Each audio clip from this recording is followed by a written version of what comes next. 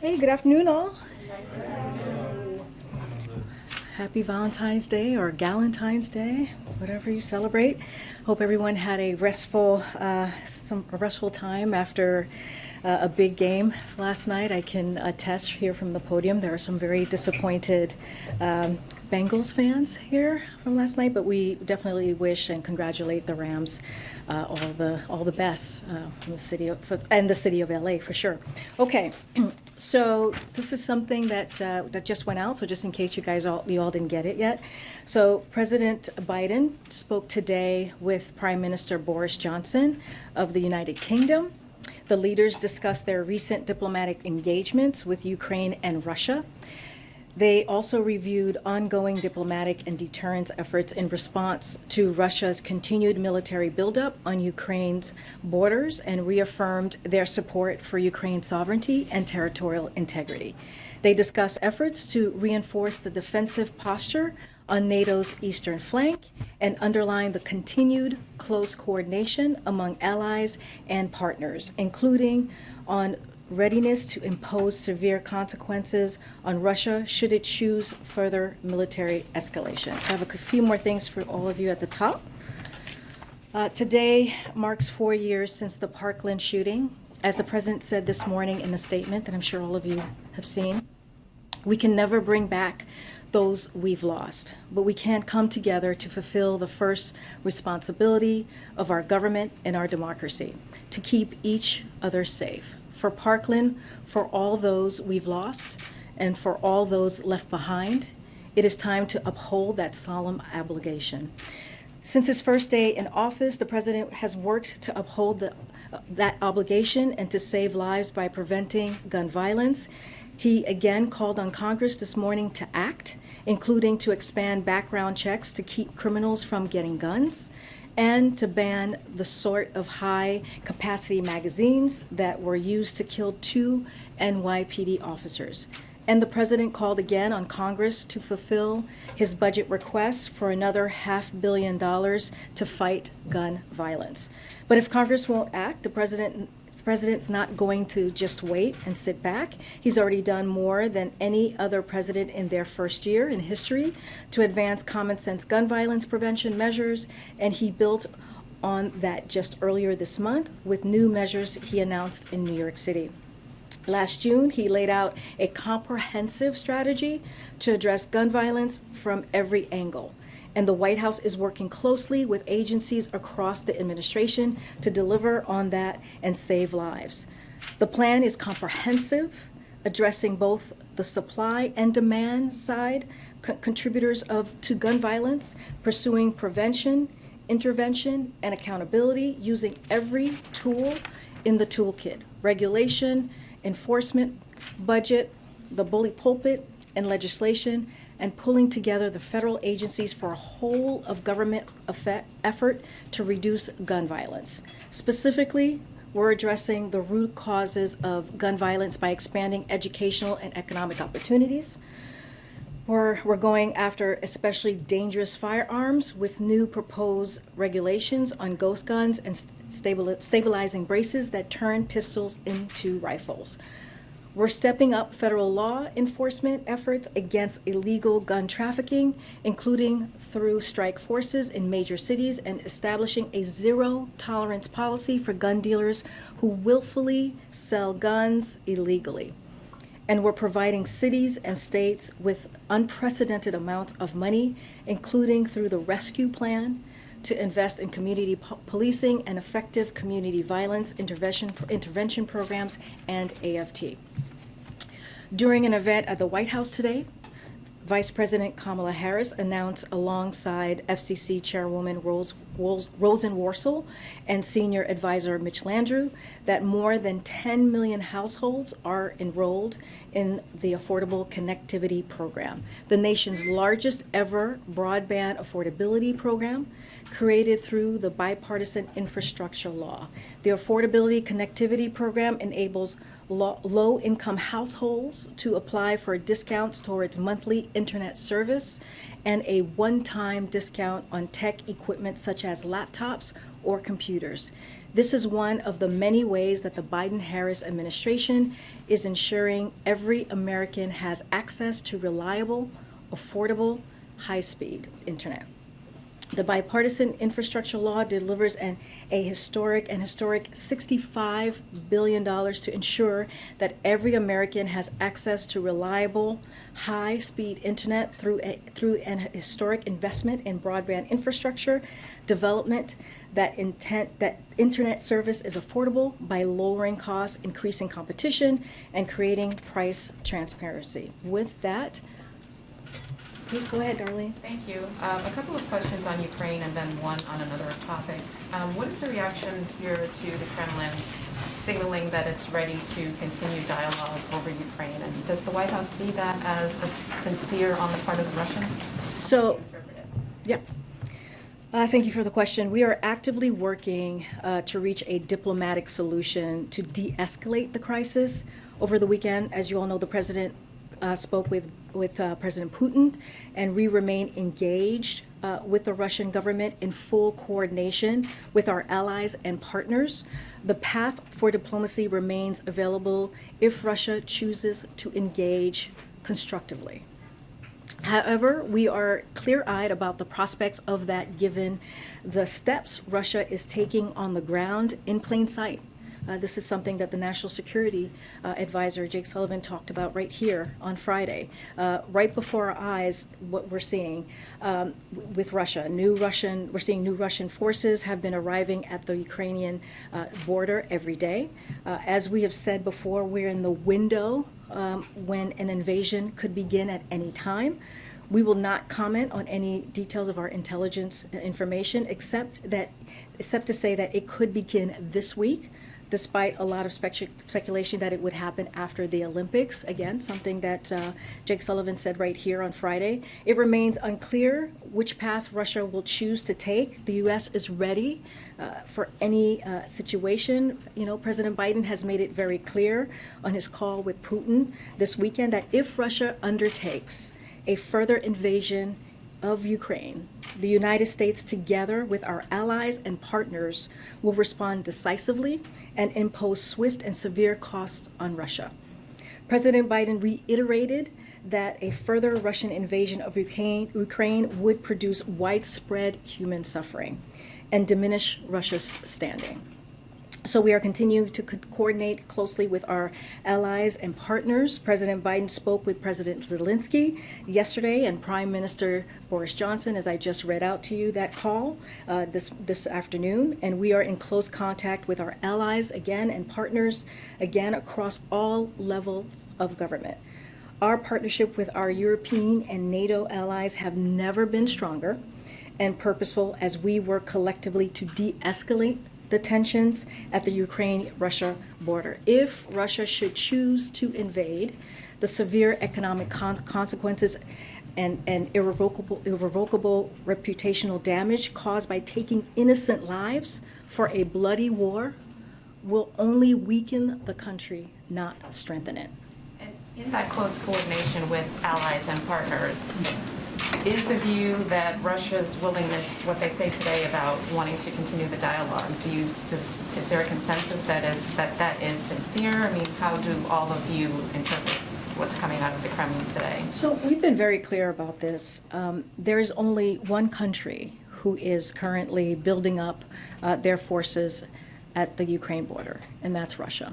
And as we have stated, as Jake Sullivan has stated, that we, in the past 10 days or so, we only continue to see a buildup, not a de-escalation. So we are open to diplomacy. That door to diplomacy is open, as we have said. And so that's what we want to be headed towards.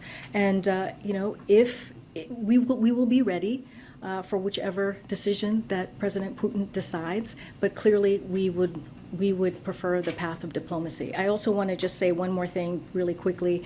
This is something that my colleague John Kirby said at the Department of Defense just now, that Secretary Austin is going to travel to Belgium, Poland, and Lithuania, so that you all have this.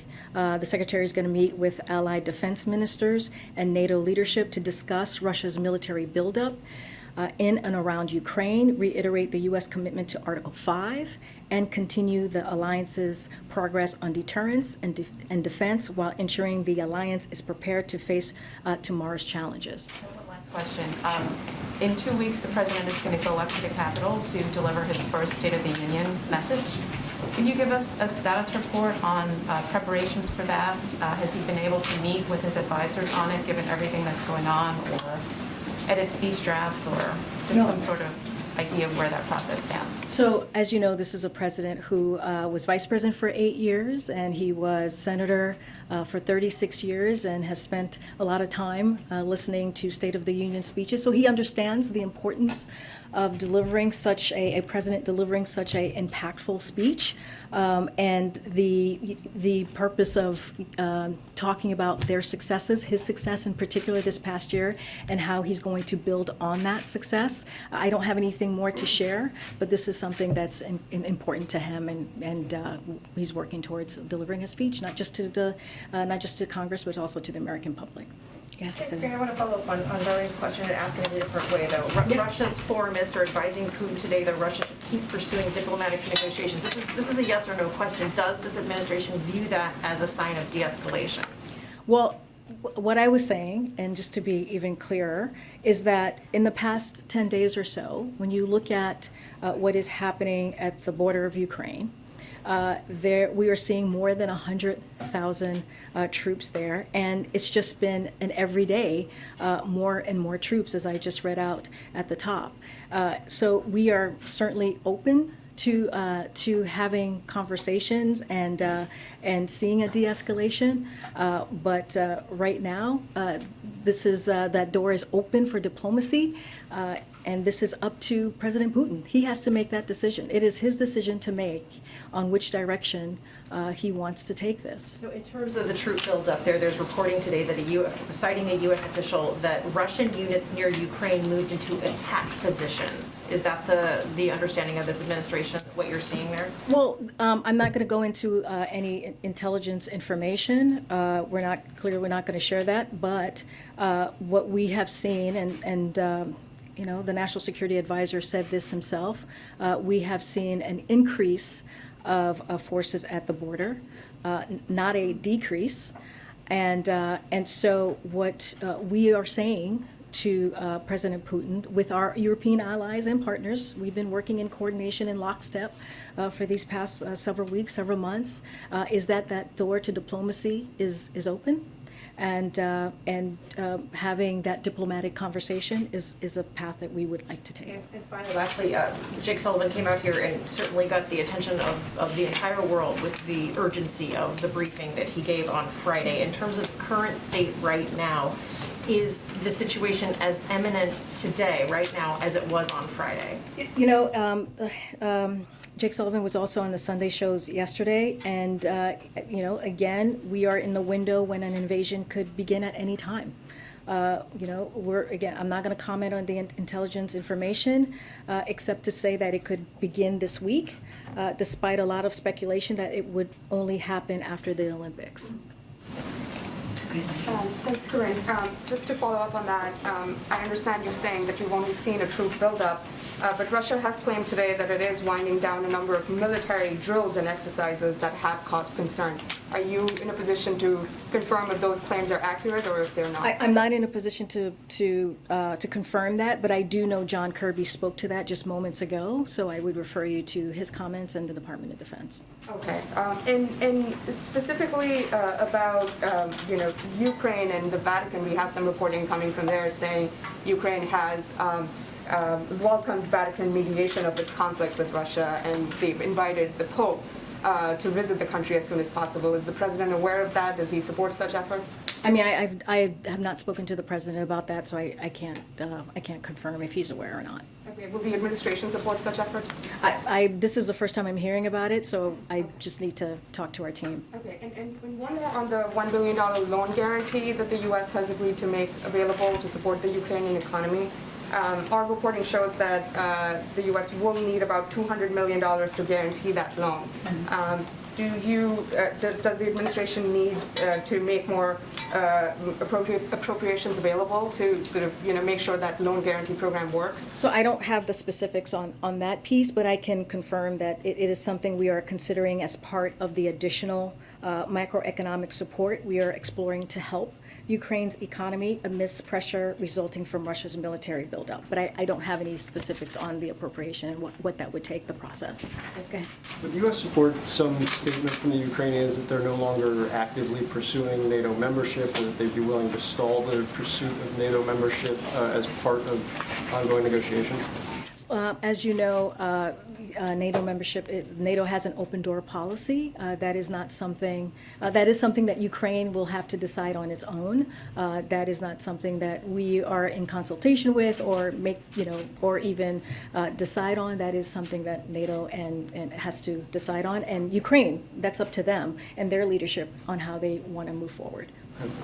Jake yesterday said that the two leaders, Presidents Putin and Biden, tasked their teams with continuing to talk or discuss kind of the state of play. Do you have any idea kind of the construct of those discussions or what they entail, and if any have occurred since the discussion on Saturday? I do believe Jake Sullivan had a conversation this morning with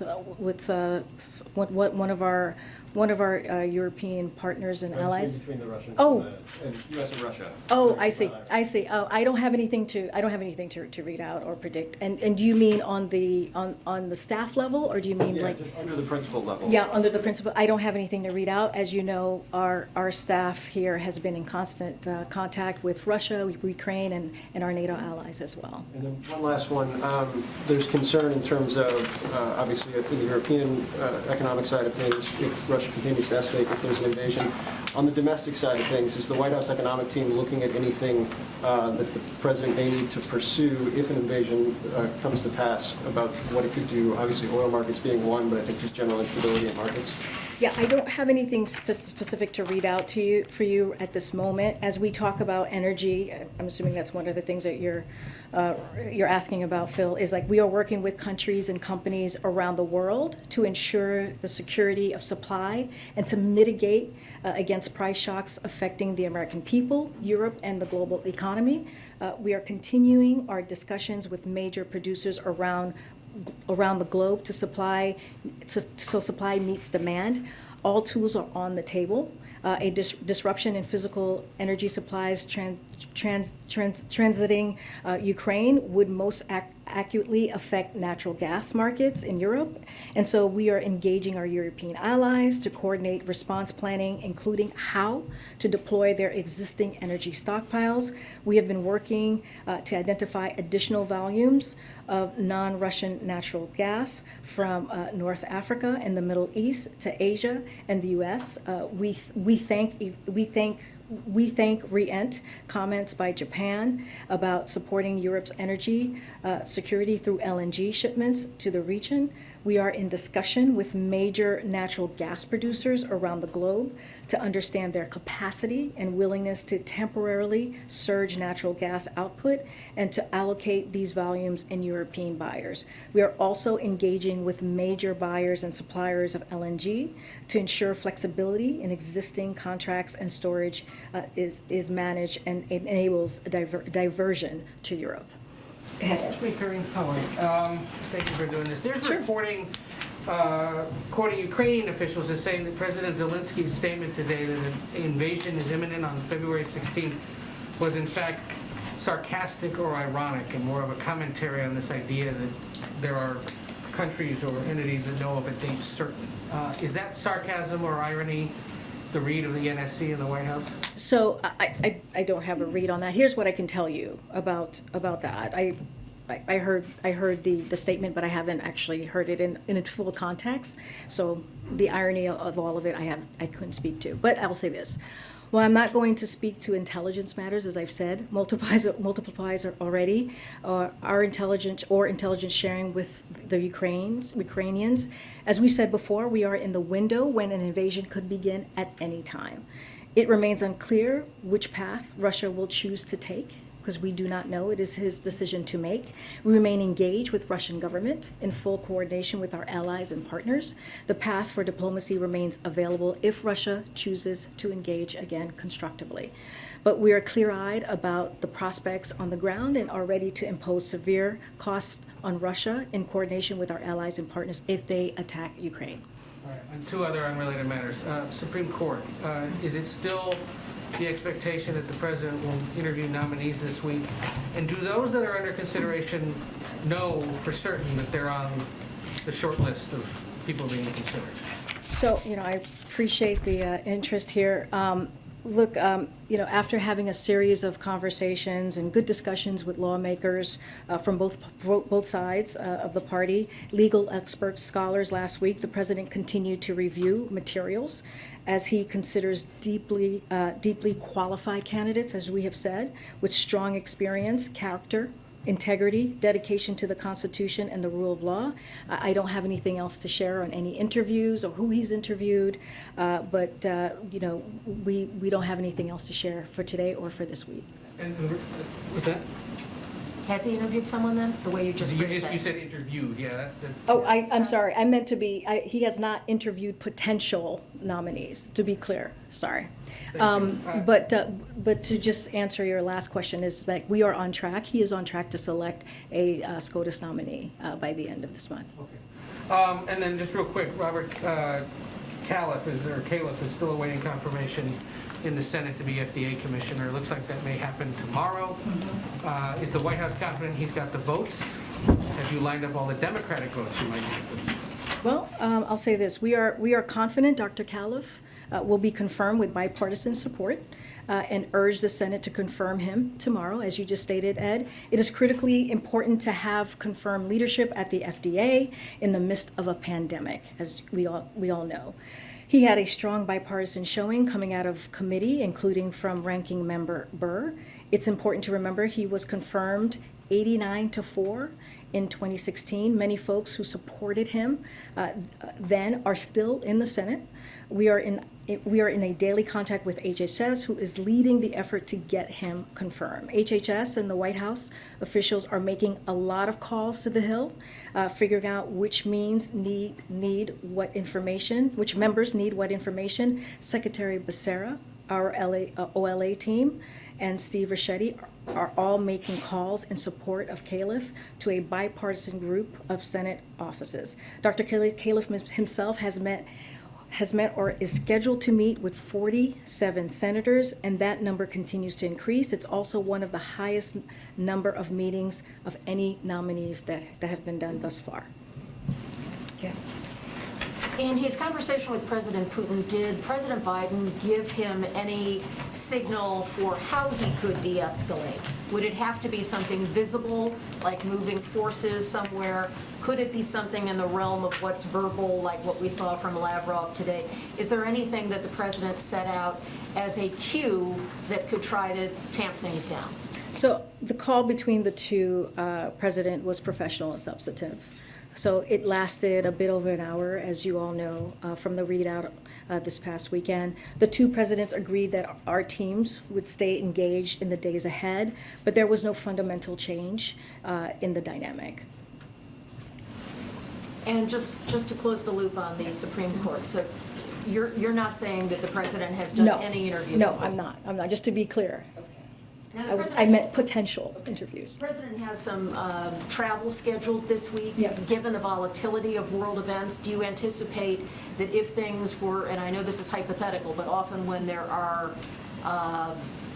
unpredictable events, there can be changes to the schedule? Are you in a posture where you think that could be a situation where the president would remain at the White House or anything like that if things were to change? Well, as you said, it is hard to read, Kelly, a hypothetical or to give an answer to a hypothetical. As you know, the president deals with multiple things at once, and that's what this president is prepared to do. Thanks, Karine. On the sort of ripple effects of a potential invasion, is the administration prepared to block Russian oil imports to the U.S. if Russia invades, given that the imports have reached their highest prices in 11 years? So, I mean, I just laid out what we're doing. We're talking to countries and companies around the world, engaging with them on all of the different potential outcomes if this were to happen. I don't have any more specifics than what I just laid out for you. And so one of the things that we have said over and over again, and the president has made this very clear to Vladimir Putin, is if Russia chooses to invade, there will be swift and severe economic consequences. Wouldn't it be difficult, though, for the U.S. to continue to import Russian oil after all of the rhetoric that we've put forward about Russia needing to not invade Ukraine and pressuring Germany to, come out strongly on Nord Stream 2 and possible punishments for Russia if they were to take this step? Wouldn't it be tough for the U.S. to continue in that event to import Russian gas? Well, again, it's a hypothetical. I'm just telling you what we have been very, very clear. The president has been clear. Our national security advisor has been clear. We all have been clear, either from this podium or direct communication with Russia, whether it's with the president or its leadership, that if they were to invade, and in coordination, in lockstep with our European allies and partners, that's how we're moving forward here, that there would be severe, decisive economic consequences. I cannot speak more to that. Okay, and then the sanctions package that's being worked out on Capitol Hill, I understand that the White House is involved in those discussions now, and congressional sources have told me that the White House has insisted on a waiver for Nord Stream 2 even after an invasion. Can you confirm if that is true, and if so, why would the White House want a provision like that in a sanctions package coming out of Congress? Well, look, when it comes to Nord Stream 2, we've been pretty clear about this. The president has said that, he said this during his press conference last week with the German chancellor, if Russia further invades Ukraine, there will no longer be a Nord Stream 2. We will bring an end to it. And at this moment, Nord Stream 2 is not even operational. But is the White House directing Congress to put a waiver for Nord Stream 2 in effect? That is the first I'm hearing of that. I cannot speak to that. I'm just telling you where we have been in a very strong and definitive way on Nord Stream 2. Okay, now on the second topic, this news about the Durham investigation. Does the president have any concerns about a candidate for president using computer experts to infiltrate computer systems of competing candidates, or even the president-elect to use for the goal of creating a narrative? Is that something that... That's something I can't speak to from this podium, so I refer you to the Department of Justice. Is what was described in that report monitoring internet traffic? Is that spying? Again, I can't speak to that report. I refer you to the Department of Justice. Generally speaking, that with monitoring internet traffic. Jackie, my answer is not going to change. I refer you to the Department of Justice. I can't speak to that from here. Go ahead. Karine, thanks. What message does it send today to the Ukrainian government to be closing the embassy in Kiev? The embassy in Kiev? I have something on here. I know the State Department made an announcement on this earlier.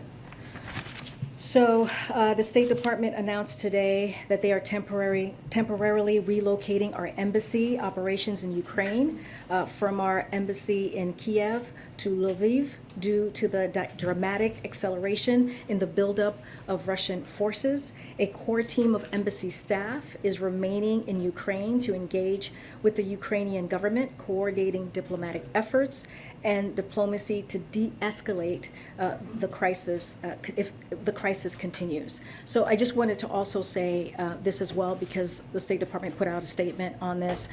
So the State Department has no higher priority than the safety and security of Americans around the world, and that of course includes our colleagues serving at post overseas. So these prudent precautions in no way undermine our support for our commitment to Ukraine. Our commitment to Ukraine's sovereignty and territorial integrity is unwavering. We also continue our sincere efforts to reach a diplomatic solution, and we remain engaged with Russian government following President Biden's call with President Putin and the Secretary's discussion with Foreign Minister Lavrov. The path for diplomacy remains available if Russia chooses to engage in good faith.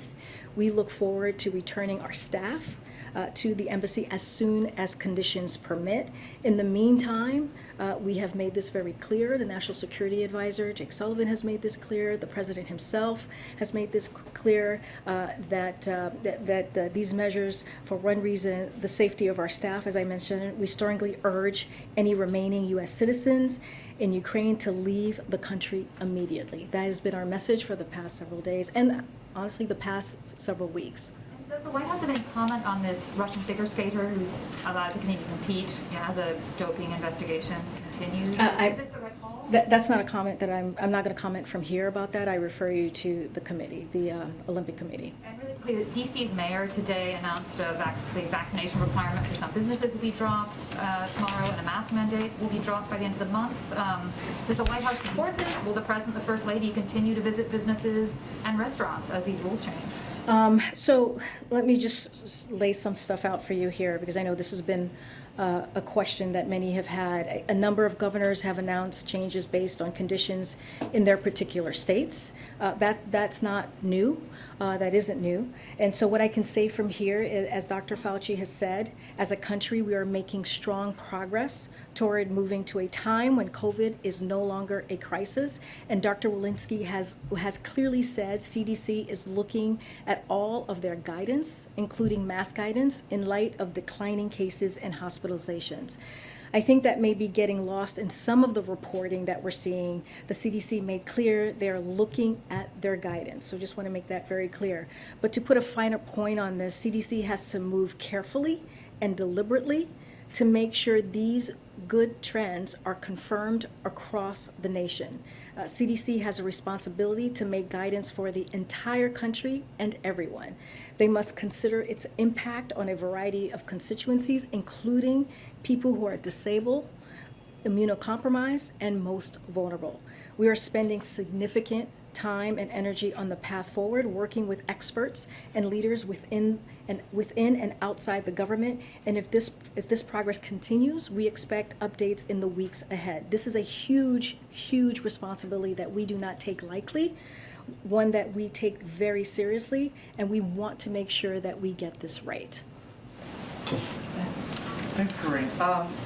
During your conversation on Sunday, the president of Ukraine reportedly invited President Biden to visit Ukraine in the coming days, and the Ukrainian president's office said that a visit by the U.S. president would be a powerful signal and could contribute to the de-escalation of this crisis. What is the White House's response to that invitation? I don't have any travel plans to announce or preview at this time. I'll say this, as you all know, President Biden spoke with Zelensky, as you just mentioned, this weekend. Secretary Blinken spoke with the foreign minister this morning, and we are in regular contact with the Ukrainian government throughout the administration, including here at the White House, at the State Department, at the Defense Department. I just laid out travel that the Secretary from Defense is going to be making at the Treasury Department and elsewhere. So the President has also dispatched a number of senior administration officials to visit Ukraine in recent months, including Secretary Blinken, who was just there recently, and for last month for meetings with Ukraine's leader. Our North Star has been nothing about Ukraine without Ukraine. You've heard us say this over and over again, and we will continue to coordinate closely with Ukraine as we try to reach a diplomatic solution to the end of this crisis. Go ahead, Michael. Could I bring you back to the gun issue that you talked about sure. at the beginning? A bunch of years ago, a large number of people in the Obama administration, including the current president, fought fiercely for closing the gun show loophole and described it as the least that could be done, and were very angry and upset when it didn't pass. pushing also at various times for even more, ban on assault weapons and the like. You didn't mention any of that. The president's message today that he put out earlier didn't mention any of that. Is it fair to assume that either this president no longer thinks those things are needed, or has simply abandoned any hope of getting them passed? I wouldn't assume that. One of the things I did say is we are encouraging Congress to act as well. There's a legislative component to this, as you just laid out, so that is important as well. But I do want to read a couple of quotes from about the president's executing on his historic comprehensive gun violence reduction strategy. So there is support there for it. I know you're talking about a specific thing, but I want to not just take our word for this. So Brady has called the president's plan historic and said President Biden and his administration are truly taking comprehensive action to address violence in our country. Giffords commented the Biden-Harris administration commended, the Biden administration for announcing a comprehensive strategy to prevent gun violence and protect public safety. Gun violence is a complex problem, as you can imagine, and as she stated, that requires an array of solutions. President Biden and Vice President Harris understands it. This is a quote from Giffords. Every town for gun safety, said President Biden is taking the comprehensive approach we need to address this crisis. And so is there more work to do? Absolutely. That's why we're encouraging and urging Congress to act as well. But the president's going to do everything that he can from his perch to get this done. But he would be satisfied that if the things that he's pushing that are on that list and that you have talked about, that he talked about, that would be good enough? We're not calling it good enough. He is doing everything that he can from his perch, from the White House, from the federal government, and using every tool at on a tool belt that we've talked about. That's what we try to do to make sure that we're addressing a real problem, which is gun violence. So what the other part of that is urging Congress to act as well, which we have been doing. But he's not going to sit back. You heard me say that. He's not going to sit back and wait. He's going to act. But he's also not going to spend a whole lot of time or energy pushing for a ban on assault weapons or closing a gun show loophole that just a bunch of years ago he and others described as vital. Well, I'll say this. We are constantly in conversation with folks in Congress, with leadership, with congressional members, with senators. That is an array of issues. The president is going to continue to fight to make sure that we get these guns off the street and we truly deal with gun violence. He is doing his part from the White House, and he's going to continue to work towards that effort. Okay. Thanks, Karine. A few questions. First on Afghanistan. The Biden administration appears to have been downplaying some accounts from ground commanders involved in the evacuation of Afghanistan over the past week. We heard a State Department spokesperson say that their criticism was cherry-picked from a larger report. For President Biden himself reject those accounts. Jen, last week, I believe, said that there was no after-action report. So two questions I wanted to ask you to clarify the White House position. One, does the White House agree that the evacuation should have been started earlier, which is what some senior military officials have asserted? And secondly, did Jen misspeak last week when she said there was no after-action report? There's been some reporting from a colleague of mine over the weekend that indicated there was indeed an after-action report that was reviewed. So to your last question, no, Jen did not misspeak last week. This Abbey Gate report is not the Pentagon's broader after-action review on Afghanistan. That report will examine the final months of America's longest war and cover from February 2020 through the end of the evacuation. So no, she did not misspeak. But let me just say something that I think it's really important. I'm just going to quote John Kirby, who did a Sunday show yesterday. I believe this was Fox News Sunday show, and I'll quote him here. He said, I would also add here in Washington, we have been planning for evacuation as far back as April. And there was no effort by Washington, certainly not by the National Security Council, specifically to slow down that planning, to slow down those pre-positioning of forces that we did in the summer, to slow down the actual execution of the evacuation. So again, this is John Kirby, spokesperson for the Department of Defense. So again, these were documents that assert impressions and perspectives, which are very important down at the tactical level in real time. We need to conduct a larger, more strategic level after action review to get the whole sense of this, and we're doing that. The Abbey report, again, is one important review of what occurred that day, but it should not be mistaken for a full follow-up on the last months of the war in Afghanistan. And on a different topic, to Yeah, follow sure. up on the earlier questions about the Supreme Court, I know you said that the president has not conducted any interviews with candidates yet, but will the White House disclose which candidates the president does interviews with as he goes through this process? What I can promise you right now is that the president's going to make his selection for the Supreme Court justice by the end of this month. That's what we know, that's what he stated, and that's what we will do. And last question, Vice President Harris is headed abroad to the Munich Security Conference this week. Can you talk a little bit about what the White House hopes she will accomplish there? And is she going to be sort of the sole representative of the administration in some of these meetings with counterparts? Are there going to be other administration officials as well? Can you sort of give us a sense of what the expectation is? So I don't have any specifics, but I can say that we are very proud to have the Vice President lead the delegation to Munich this week. I don't have any specific details. I'm happy to talk to the team to see exactly what her schedule is going to look like. But the President is proud that she's going to be representing the United States.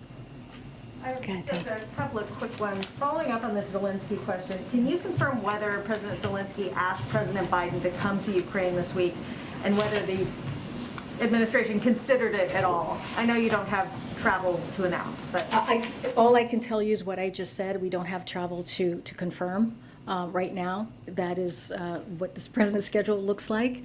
It's certainly not confirming to go to visit Ukraine. That's what now our focus right now is to continue to have the conversations on the staff level, to continue to make sure that we keep the door to diplomacy open. There's too much at stake. There are human lives at stake, which is what the president told President Putin, and that is our focus. How do we stop a war? That's our focus. And Pfizer withdrew late last week its application for the vaccine for young kids. Is that a disappointment to the White House? Yeah, I have something on that. So FDA is committed to acting urgently to save lives amidst the pandemic, and they continue to work with Pfizer to review additional data on its vaccine for kids under 5. In recent days, new data, as you know, Tam, emerged regarding Pfizer's submission to the FDA for its vaccine for kids under 5 years old. Based on FDA's assessment of that new data, the agency concluded that additional information regarding a third dose should be considered as part of any authorization. The initial data has been helpful to the process, but FDA believes more information, including the impact of a third dose, is important to the evaluation. So that is the process. That is the process right now, currently. That's working, and that should give parents everywhere confidence in the process, right? Because we want to make sure that the process is working. FDA is in the middle of a thorough, independent regulatory process to review this vaccine, and if a vaccine is authorized, it will have met FDA's rigorous standards. So that is what the parents, as a parent myself, and I know you're a parent, should be very proud of, that the FDA is doing this. And on the DC mask mandate, do you expect that mask mandate coming down to affect policy here on campus at the White House? So as always, and we say this, local communities will make their own decisions as they have throughout the pandemic, and but what we're going to do is we're going to abide by the CDC guidance. So that is, local communities make that decision, and that is what they choose to do. So White House is not following the local guidelines. We're following. For No. this place that is in the city. To be clear, we are going to follow the CDC guidance. That's what we're going to do. Go ahead, Jim. Back to the VP's trip to Germany. Yeah. Is there discussion in the White House about whether she should go no matter what is happening in Ukraine, or has there been discussions about what might trigger her to cancel? You know, I don't have any insight on that. That's another hypothetical that I can't answer. But what I can say is that we are proud that she's going to be leading the U.S. delegation to Munich, and that is on schedule to happen. On the embassy in Kyiv, do you know if all the classified information has now been stripped from that building? I do not have that information for you. Yeah. Thank you. I want to ask you a few questions on Quad and Russia. Do you think Quad countries are unanimous on the issue of Russia? Can you say that one more time, Lau? Do you think the Quad countries, the US, Japan, India, and Australia, they had a meeting in Australia recently. Do you think these countries are unanimous on the Russian? On the Russian issue in particular. So, as you know, Secretary Blinken was just in the region where he met with the Quad. It was an opportunity to discuss Russia's ongoing threat to Ukraine. They discussed the threat that Russia's aggression poses not only to Ukraine, but to the entire international rules-based order, which has provided a foundation for decades of shared security and prosperity for the region and around the globe. Throughout his meetings with the Quad partners, Secretary Blinken discussed the challenges Russia poses to the rules based on international order and our readiness to support our European allies. I'm asking this question because you know that India's foreign external affairs minister S. Jaishankar said that India only follows multilateral sanctions, not country-specific sanctions. And as you're looking towards country-specific sanctions from the U.S., because the UN Security Council is unlikely to go for those sanctions because the vetoes Russia and China have that. Are you in conversations on Indians that they should follow the U.S. sanctions as well? So, you know, we're not going to get into specifics. We've been really clear about our discussions, so not going into details on that. But beyond what we've read out from the Secretary's meeting in Melbourne last week, but we're working closely with a range of allies and partners, including India. One final question. Sure. What role President Biden expects India to play in the Quad?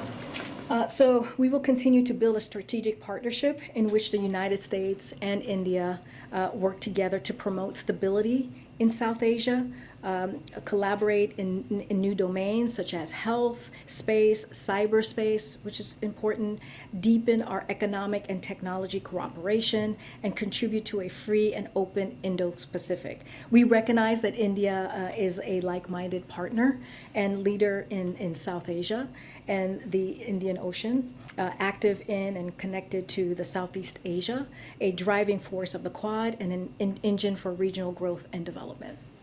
No problem. Oh, thank you. Thanks, everybody.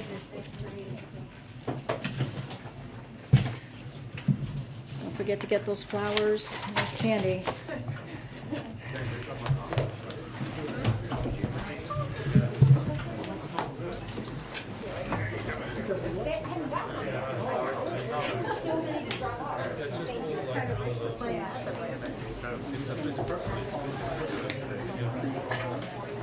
Just